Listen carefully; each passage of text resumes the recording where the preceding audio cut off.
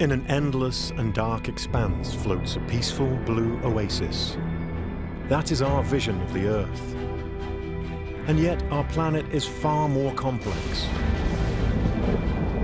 Air, earth, and water are the planet's driving forces.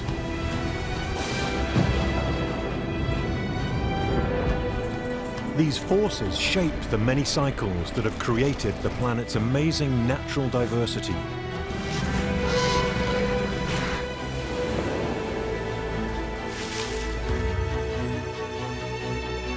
In the oceans, on the continents, and in the atmosphere. Air is invisible, yet it is one of the foundations of our natural world. Our atmosphere subjects us to brutal weather, yet also protects us, every one of us. Birds, insects, and even mammals. The air hums with life. Without air, Earth would be unearthly.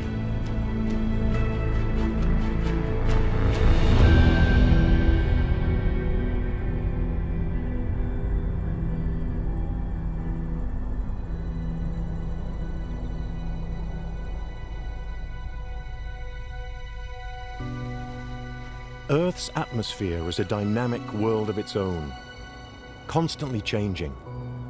Perhaps its most visible features are the clouds.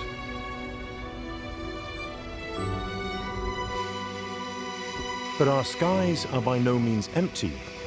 Indeed, they teem with life.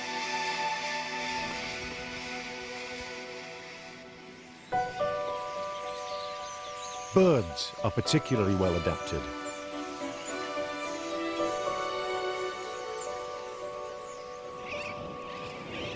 Especially the sooty tern.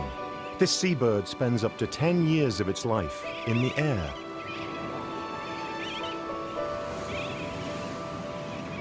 Eating, drinking, and sleeping. This bird does them all while in flight. During its travels, the sooty tern covers tens of thousands of kilometers. However, the terns do have to make land in order to breed. They congregate in flocks of several thousand to lay their eggs, incubate them, and rear their chicks. Naturally, this draws attention.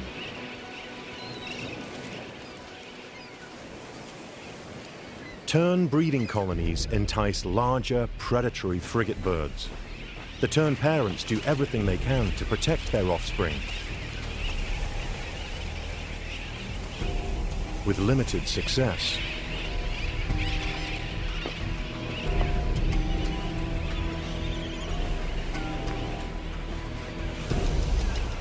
During the breeding season, this drama happens a lot.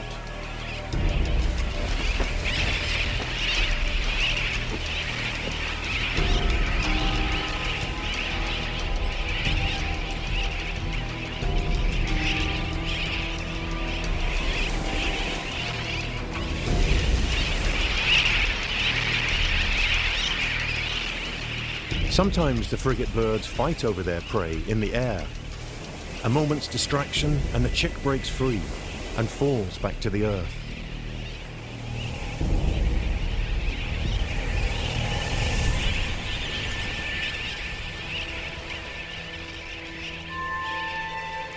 If this young bird's luck holds, it will soon take flight among thousands of other terns.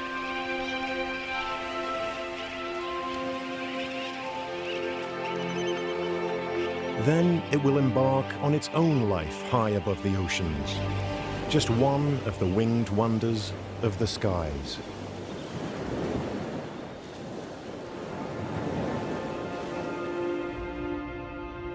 Earth's atmosphere consists of layers. The lowest is the troposphere, which reaches altitudes of around 8 kilometers above the poles and approximately 18 kilometers along the equator.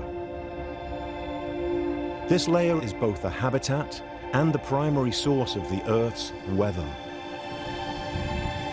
The troposphere contains approximately 90% of our planet's air mass, and almost all of the atmosphere's water vapor and aerosols, giving us clouds.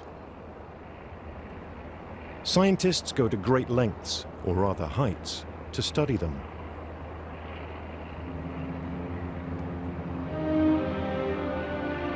A flying laboratory. Researchers use the high-tech airship to weigh clouds and discover how much water they contain.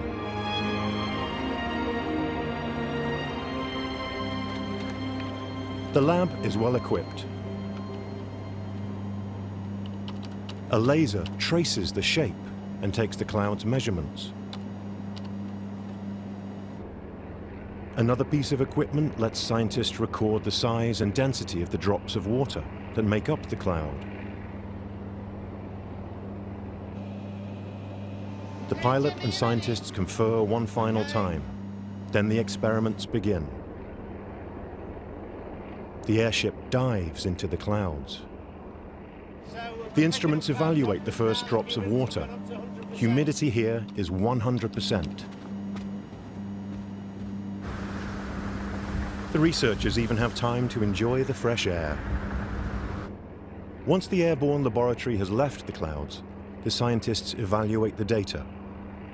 The cloud they examined was relatively small, with a volume of 20 million cubic meters. They calculate the cloud's weight, using its volume and the size and density of the individual drops of water. So that small cloud weighed 4 tons. That's incredible. It is. Despite their heft, clouds float on thermal updrafts until the drops of water become too heavy. Then it starts to rain.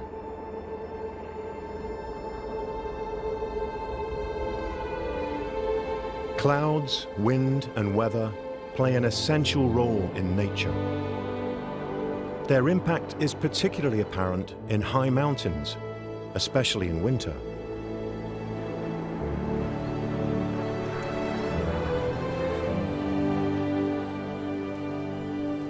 Life in the Alps can get challenging once snow blankets the landscape. In the freezing air, the wind cuts like knives.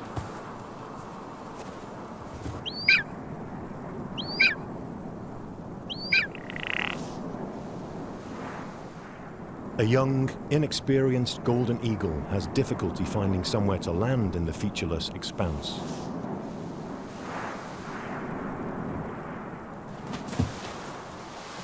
A crash landing in the soft snow might appear harmless, but can prove fatal for the eagle.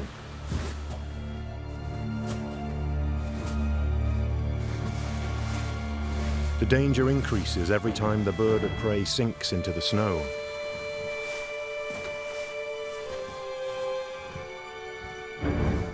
The fresh snow is damp and the air is freezing.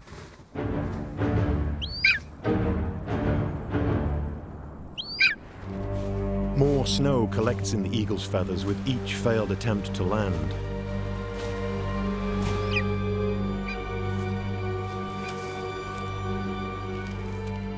The first lumps of ice have begun to form on the exhausted bird.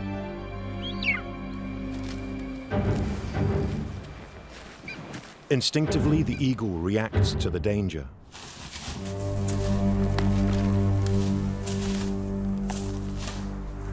It makes its way into a tree. It would probably not survive a night on the cold, icy ground. The weather turns, and a storm gathers. The young eagle has no choice but to wait it out.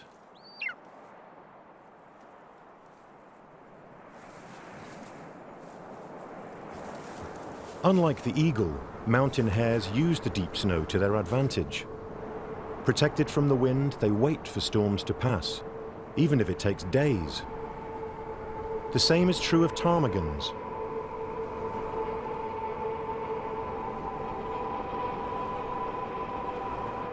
Golden eagles can usually withstand temperatures down to minus 30 degrees Celsius, thanks to their layers of downy feathers.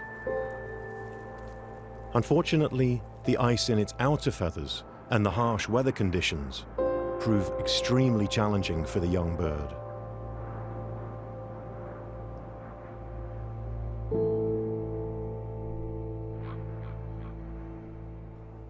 Even the longest winter night eventually ends.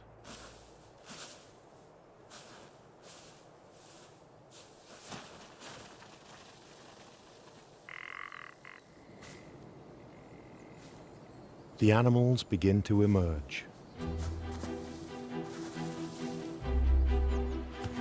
The golden eagle has survived the night in the tree and attempts to take flight.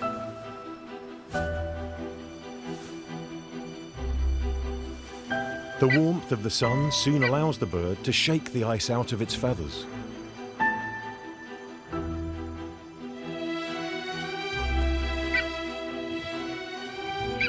It may take a while, but this young eagle should eventually become the ruler of this mountainous kingdom.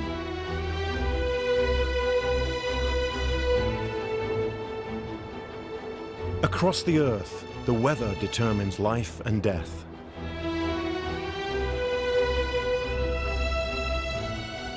From space, the atmosphere can appear calm and peaceful. But a closer look reveals nature's full force. Sometimes the air itself spins out of control.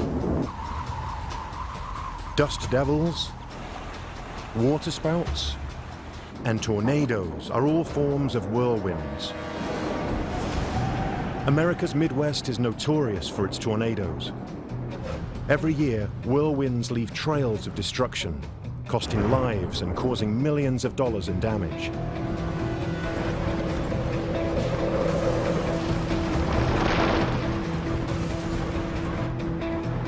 Scientists attempt to discover all they can about the destructive weather phenomena. Using radar, they can only measure wind speeds 50 meters above the Earth's surface. The goal is to understand the wind speed at ground level. But it's impossible to predict the course of a tornado. Even if it were possible, the powerful whirlwinds would probably destroy the instruments. Is there perhaps some way to tame a tornado?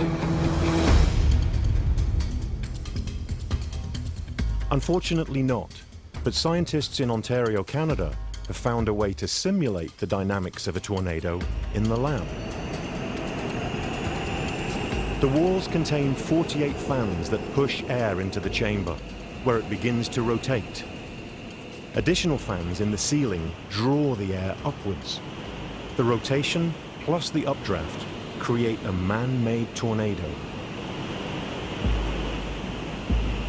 Researchers designed an experiment to try to measure the speed of a tornado at ground level.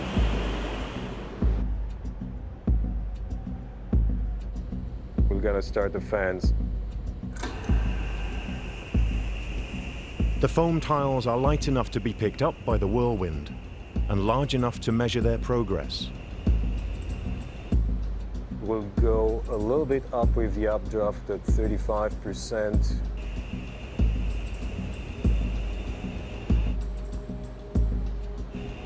The tiles spin through the air. The suction Just increases. go up to 40. A computer uses a camera to track the individual tiles to determine an average speed. Success. The miniature tornado rotates at 35 kilometers per hour at ground level. Of course, a natural tornado is far larger and more powerful, but the experiment could help scientists measure whirlwinds in the real world.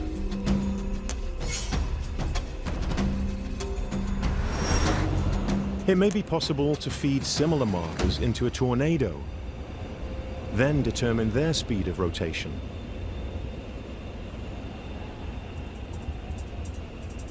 This unique wind tunnel has already caused quite some turbulence within the scientific community.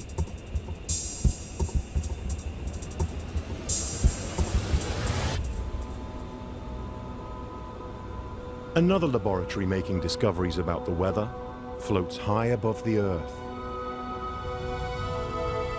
The International Space Station can spot powerful storms on the Earth's surface, even from 400 kilometers away.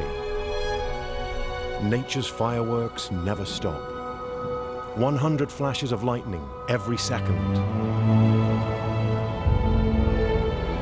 The lightning is caused by a buildup of electrostatic charges within clouds. The electrified air discharges with an intense flash of light, and more.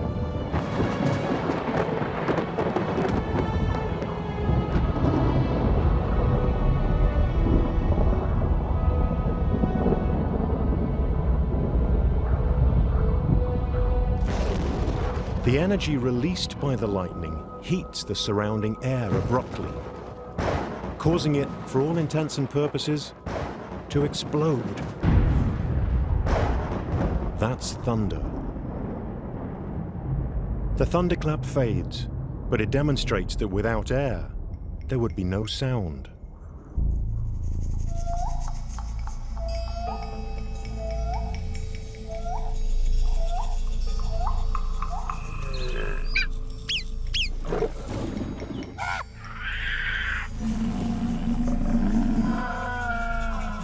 Without sound, animals would be unable to communicate acoustically. For example, when they see a predator. Warning cries ring out.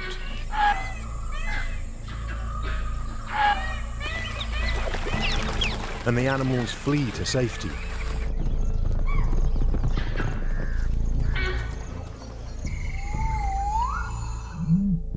Sounds play important roles in the wilderness. Some calls announce the search for a mate, while others declare territories and harems.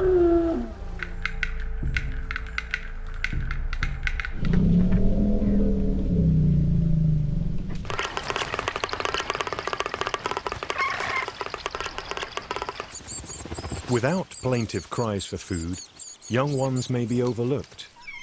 Sound waves can ensure survival. Some animals, however, remain as quiet as possible.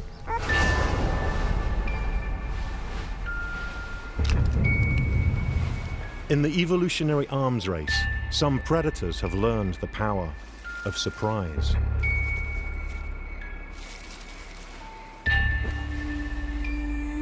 Silence is one of the greatest weapons in an airborne hunter's arsenal.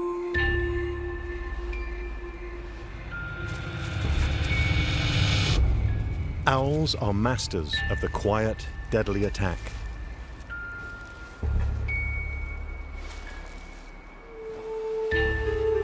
A comparison between owls and pigeons reveals just how quiet an owl's flight is. Turbulence caused by the wings creates sound. When a pigeon flies over a layer of feathers, it's visible.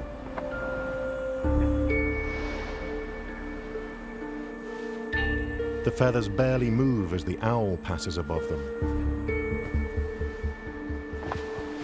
Unlike the pigeon, the owl causes very little air turbulence. Its feathers have adapted to enable extremely silent flight. Some animals are even quieter than owls. In fact, they are inaudible, at least to human ears. Ultrasound allows bats to navigate in the darkness. The creatures emit calls at a very high frequency. These sound waves reflect off objects. These echoes reveal the presence of obstacles, as well as insects to eat.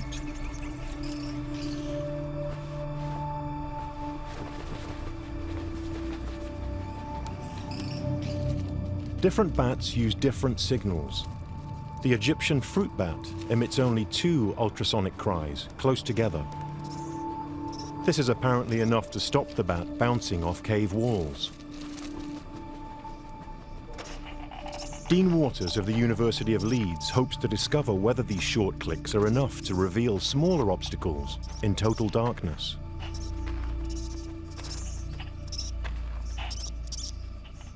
His equipment makes the ultrasonic waves audible to humans. Waters intends to eavesdrop on the fruit bat echolocation.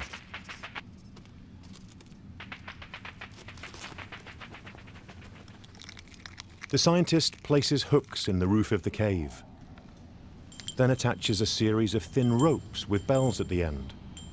They'll ring if a fruit bat brushes against the cord.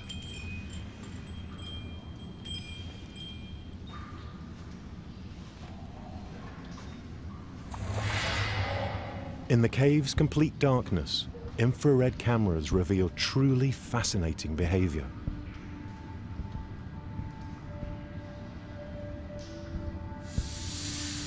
The fruit bats have a wingspan of more than half a meter, but the ropes have been placed just 40 centimeters apart.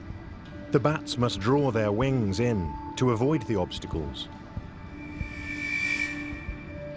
He's brought his wings up, he knows that the strings are there, he's dropped through the strings, and then he's away on the other side carrying on flying. The fruit bats not only avoid the ropes, they actually navigate through them.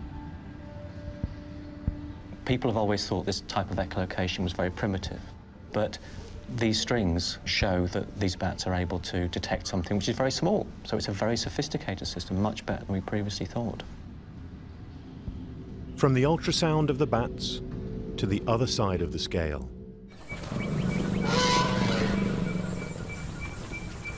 Elephants are extremely social animals. They use many different methods of communication.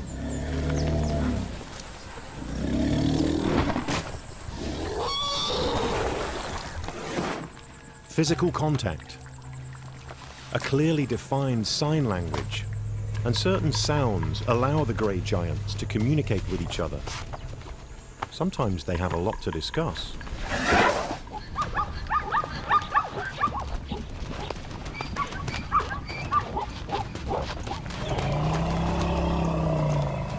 However, elephants also make use of another means of communication: infrasound. The animals emit very deep sounds that, like the ultrasound of the bat, are inaudible to the human ear.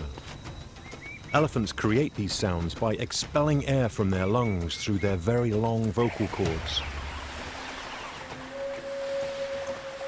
Elephants can hear these sounds over several kilometers.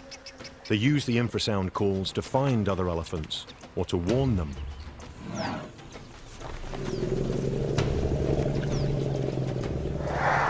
Elephants form complex, highly evolved societies. From the smallest calf to the herd's matriarch, communication is essential. As the sun sets, the elephants have a last little chat at a watering hole. But air doesn't just carry sound waves. It also carries chemical substances.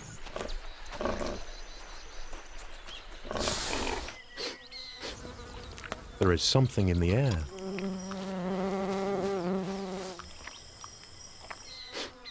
Scents provide important information about the wider world.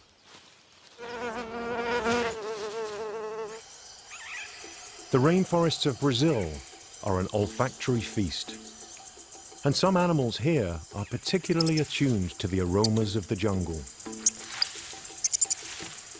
South American coatis have an extremely well-developed sense of smell. The coati family explores its surroundings, hoping to sniff out something to eat. They are related to raccoons and share their innate curiosity. The younger animals in particular will stick their noses anywhere.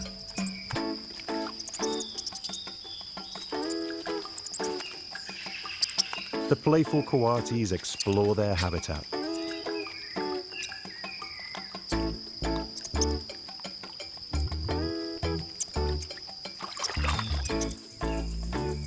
The young animals still have a lot to learn. For example, what might be food and what most certainly isn't.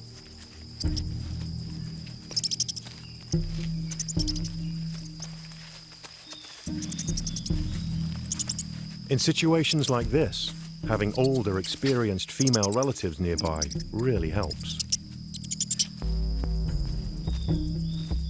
When the monitor lizard leaves, the coast is clear. The family continues its quest for food, particularly insects and small animals. The coatis would do well to avoid the Brazilian wandering spider.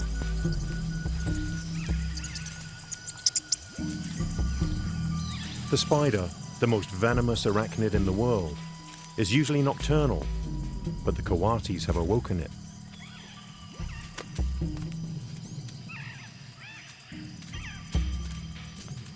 Instinctively, the nosy coatis stay cautious.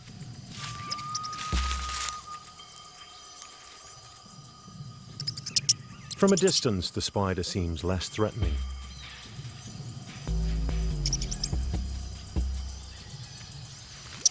One of the older animals beats a hasty retreat. The young coatis have learnt another important lesson. Some dangers are not immediately apparent. The sun, for example, would appear to be a positive force, yet it could immediately erase all life on Earth if it weren't for the stratosphere.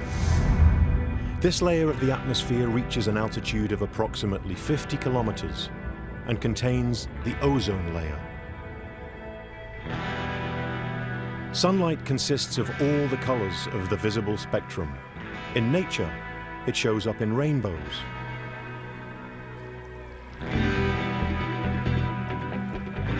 The palette ranges from red to violet.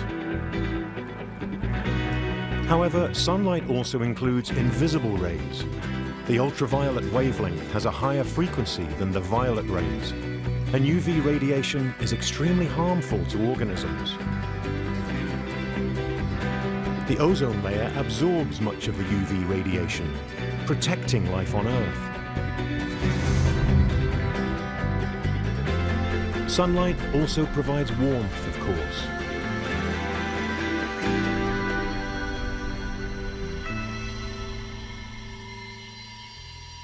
Reptiles depend on it. Warming their bodies allows them to move quickly, which is sometimes necessary.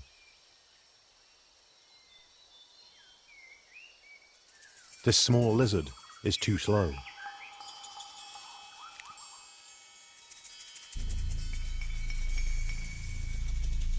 A paradise tree snake discovers the tasty morsel.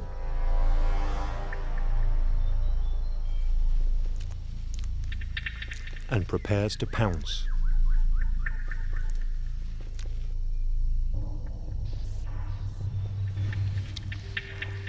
Time to go.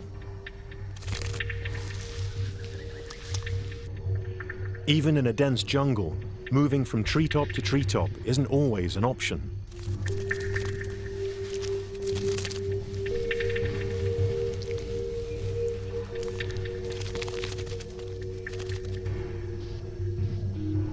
Some creatures find themselves trapped.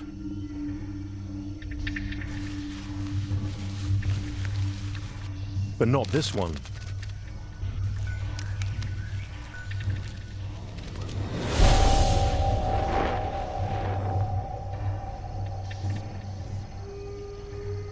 The gliding lizard sails to safety. Or maybe not.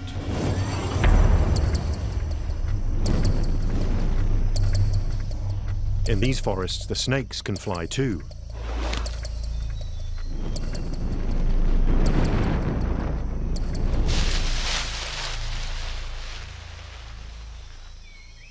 This time, the gliding lizard escapes.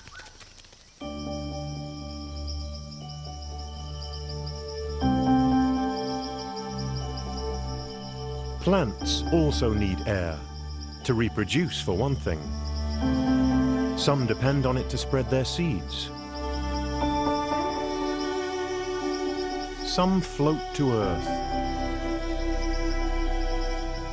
while others spin wildly.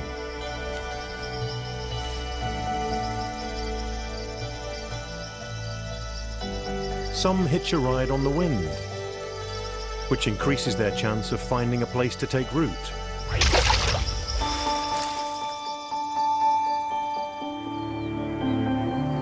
In the rainforest, animals and plants wage constant battles for resources like air, nutrients, and water.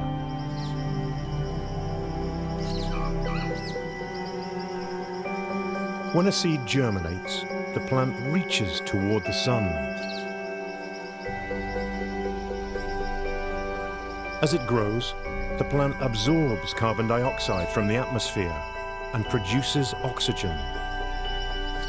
Sometimes the tiny seeds give birth to giants.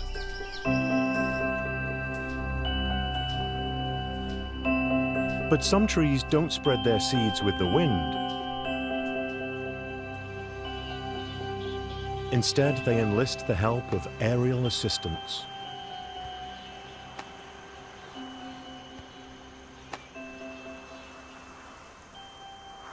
In Sri Lanka, giant fruit bats provide this service. With wingspans of over a meter, they can cover great distances. They are among the largest flying mammals in the world. Every morning, the nocturnal animals congregate in the highest treetops to rest. The bats hang upside down among the branches.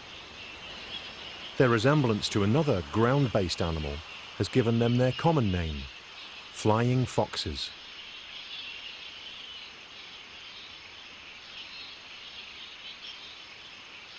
Flying foxes spend much of the day just hanging out, occasionally fanning themselves with their wings when it gets too hot.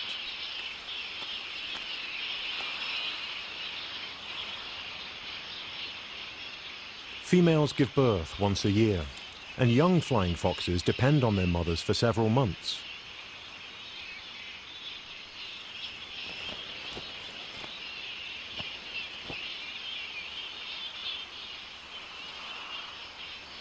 Every new life contributes to the future of the forests.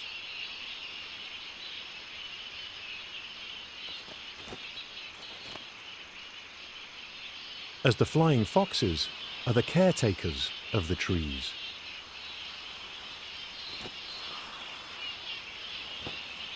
Every night they embark on a quest for food, mostly fruit.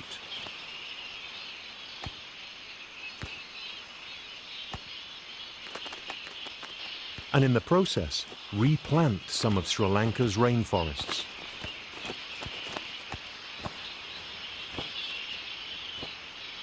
The jungles have shrunk considerably from human encroachment. The flying foxes act as a form of courier between the last remaining patches of forest.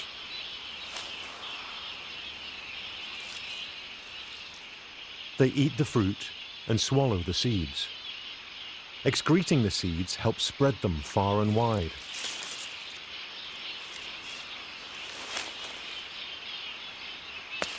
Scientists believe that flying foxes play an integral part in natural reforestation.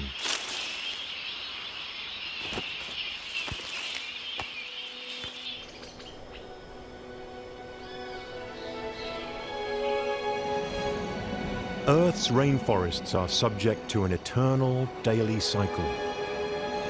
In the morning, mists rise from the jungles. More than 400 billion trees grow in the Amazon, and each releases up to 1,000 liters of water a day into the atmosphere.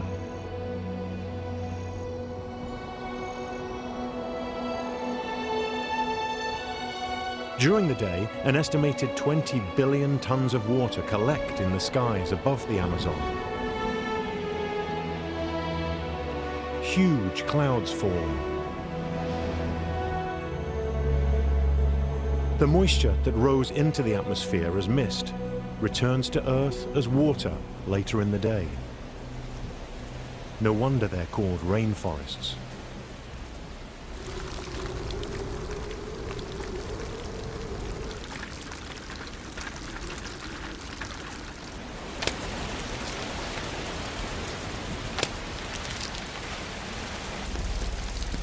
The large amounts of water have created a unique ecosystem.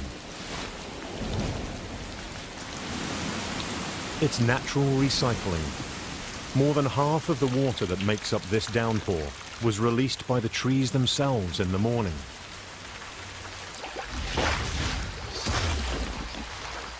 The Amazon rainforest is one of the richest habitats in the world. This incredible diversity is the result of water. And another, less likely ingredient.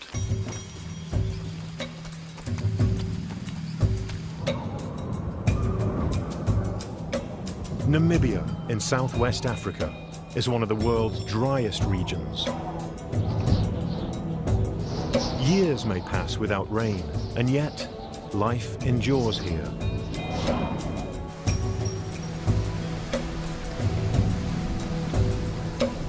Giraffes have learned to survive in the harsh conditions. Drought and wind fill the air with sand and dust, making it difficult to breathe and obscuring the landscape.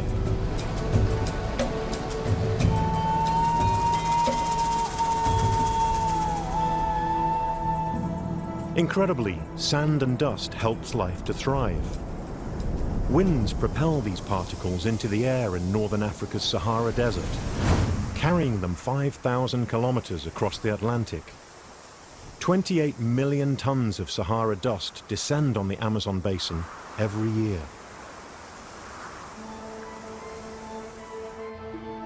This dust, rich in nutrients, fertilizes the rainforest plants. When clouds begin to form, rain is never far off. Scientists use radar to make weather predictions. This Doppler effect radar in Texas can detect drops of water in clouds and make them visible. Experts have also used the equipment to discover flocks of birds and trace migration routes.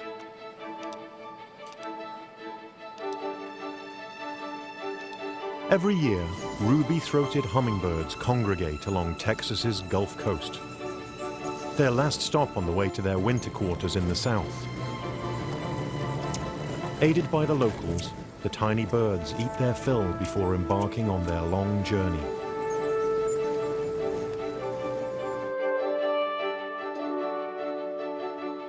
Once the hummingbirds are out of range of the radar, it becomes impossible to track them. Their exact destination remains a mystery. Researchers use a range of techniques to explore the role of the natural habitat above the Earth's surface, including sending up balloons with nets. They collect insects that move across the skies above the planet. Scientific instruments record altitude and temperature, as well as the direction and speed of the wind. The apparatus collects samples day and night. It seems almost impossible to fully understand the animal world above our heads with just a few nets. And yet, the research has provided some astonishing results. Every day, billions of insects inhabit the skies high above us.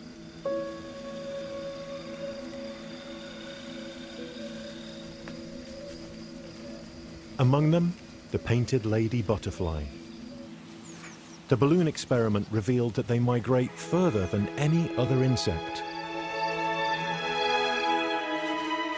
In spring, they travel from tropical Africa to the Arctic Circle.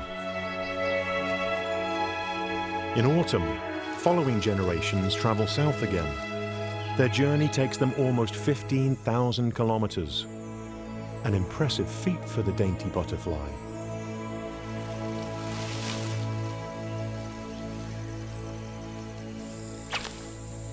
Other animals prefer to leap rather than fly.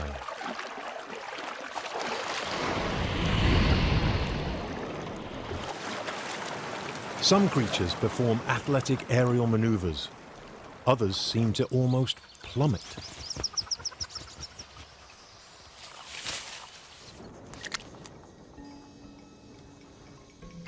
In the jungles of the Indonesian island of Sulawesi, a nocturnal predator lurks in the darkness.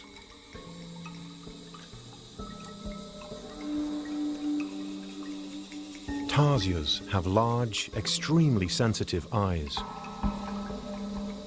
and excellent hearing. These powerful senses allow the little creatures to detect prey in the dark.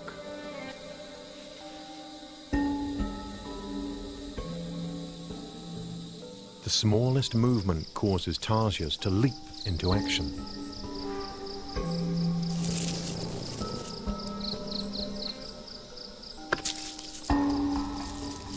Moving rapidly from tree to tree, the tarsier devours its hapless prey.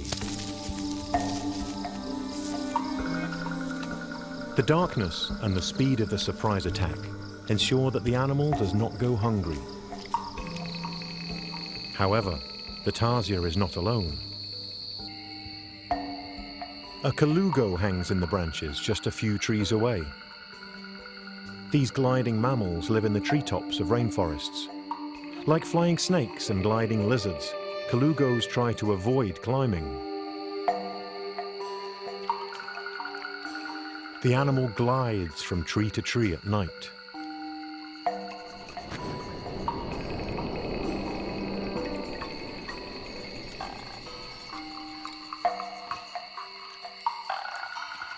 The membrane of skin stretches from the shoulder to the tip of the tail like a cape, and the spaces between the colugo's fingers and toes are webbed. The mammal faces an arduous journey back up into the treetops.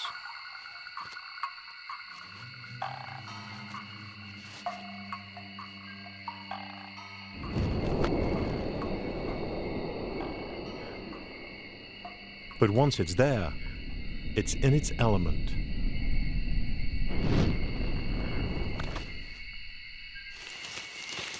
Gliding saves both time and energy, which can be better used for finding food.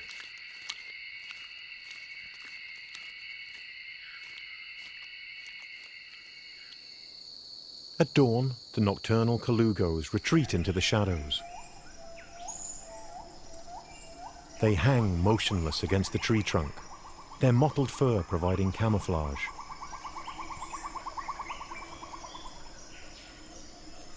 The colugo is ready for a day of rest. Reaching higher into the sky, beyond the realm of animals, the atmosphere's third layer is far from empty. The mesosphere lies approximately 50 to 85 kilometers above the Earth's surface. This layer is the realm of shooting stars. Space is peppered with meteoroids, remnants of the beginnings of our solar system. Sometimes they come dangerously close to Earth. When a meteoroid descends towards the Earth, friction causes the rock to glow in the thin air of the mesosphere. Most burn up harmlessly, but not all of them do.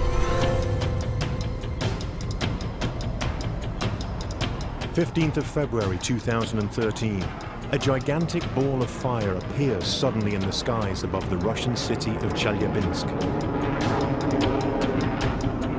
The friction and the air pressure caused the Chelyabinsk meteor, with a diameter of 20 meters, to explode at around 30 kilometers above the Earth. The explosion damages thousands of buildings. And for the first time in recorded history, humans are hurt by a meteor. Approximately 1,500 people are injured, most of them cut by shards of glass shattered by the explosion. Never before has a lump of space rock had such a dramatic effect on modern civilization. In fact, the meteor did not even crash into the Earth, unlike many others over thousands of years. Our planet is covered in dramatic scars. Satellite footage reveals the traces of meteorite impacts across the planet.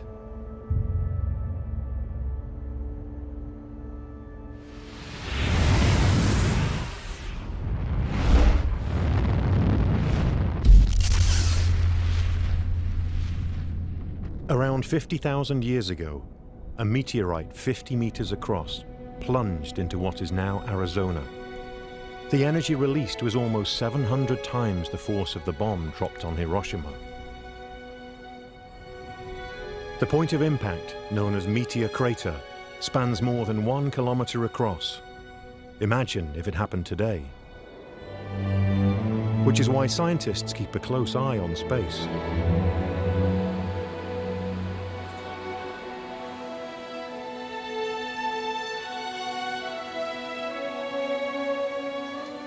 The Pan-STARRS telescope detects meteors and other bodies that may threaten Earth. It is located on the peak of Mount Haleakala, on the Hawaiian island of Maui. Astronomers have identified 20,000 near-Earth objects. They consider 2,000 of them potential threats. Pan-STARRS and other telescopes are a first line of defense against space projectiles. Researchers keep their eyes on the orbits of these objects. They don't expect a major impact in the foreseeable future. However, the question isn't whether a meteorite or asteroid will collide with Earth, but rather when.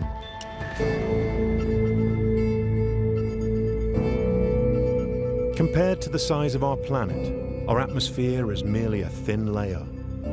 Space officially begins just 100 kilometers above the Earth. That also marks the beginning of the thermosphere, which reaches up to approximately 500 kilometers above the planet. This layer is responsible for breathtaking auroras, the northern or southern lights. The International Space Station orbits the Earth 400 kilometers above the surface, offering a truly spectacular view of the auroras.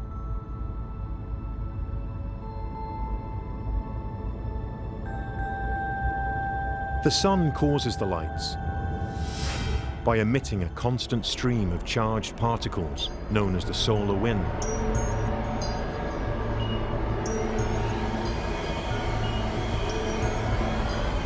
This wind consists largely of protons and electrons. The solar wind presses against the Earth's magnetic field, denting it. The charged particles enter the atmosphere above the polar regions. Here they collide with air particles. Oxygen emits a reddish light at an altitude of around 200 kilometers. Below this, green light appears. Science at its most breathtaking.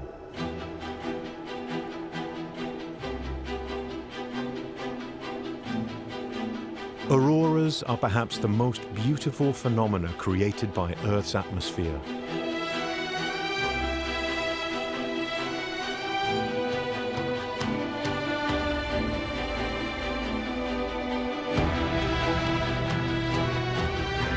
The air itself appears to flicker and burn. This fire in the sky is a glowing example of our planet's fascinating natural world. And it all happens in the air.